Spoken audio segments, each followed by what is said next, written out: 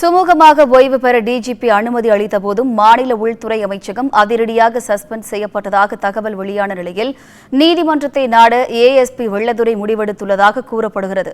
இது தொடர்பான கூடுதல் விவரங்களை நமது செய்தியாளர் சுப்பிரமணி வழங்க கேட்கலாம். வணக்கம் சுப்பிரமணி, இது தொடர்பான கூடுதல் விவரங்களை பதிவு பண்ணுங்க. வணக்கம். இன்று ஓய்வு பெறக்கூடிய சூழ்நிலையில் ஏஎஸ்பி வெள்ளத்துறையை சஸ்பெண்ட் செய்து தமிழக உள்துறை செயலாளர் அமுதா உத்தரவிட்டிருக்கிறார். 1997ஆம் ஆண்டு எஸ்ஐயாக தமிழக காவல்துறையில் வெள்ளத்துறை பணியில் சேர்கிறார். வீரப்பன் என்கவுண்டருக்கு பிறகு அவர் இரட்டிப்பு பதவி கிடைக்கிறது. ஏஎஸ்பியாக அவர் பதவி உயர்வு பெறுகிறார். இதன் தொடர்ச்சியாக தற்போது ரவுடிகள் ஒழிப்பு தனிப்படை பிரிவில் ஏஎஸ்பியாக அவர் பணியாற்றி வருகிறார். காஞ்சிபுரம் மற்றும் செங்கல்பட்டு பகுதிகளில் ரவுடிகளை கட்டுப்படுத்துவதற்காக அவர் சிறப்பு அதிகாரியாக நியமிக்கப்பட்டிருந்தார்.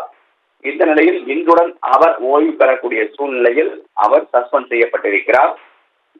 இங்கு ஓய்வு இருக்கக்கூடிய சூழ்நிலையில் இவருடைய துறை ரீதியான ஆவணங்கள் அனைத்தும் டிஜிபி அலுவலகத்திற்கு டிஜிபியிடம் ஏற்கனவே சமர்ப்பிக்கப்பட்டிருந்தது. அது தொடர்பாக முழுமையாக ஆய்வு செய்யப்பட்ட பிறகு இவரை ஓய்வு பெறுவதற்கான பரிந்துரையை டிஜிபி உள்துறைக்கு அனுப்புகிறார். அதன் பிறகு உள்துறை தான் அவரை சஸ்பெண்ட் செய்து உத்தரவிட்டிருப்பதாக தகவல்கள் தெரிய வந்திருக்கிறது.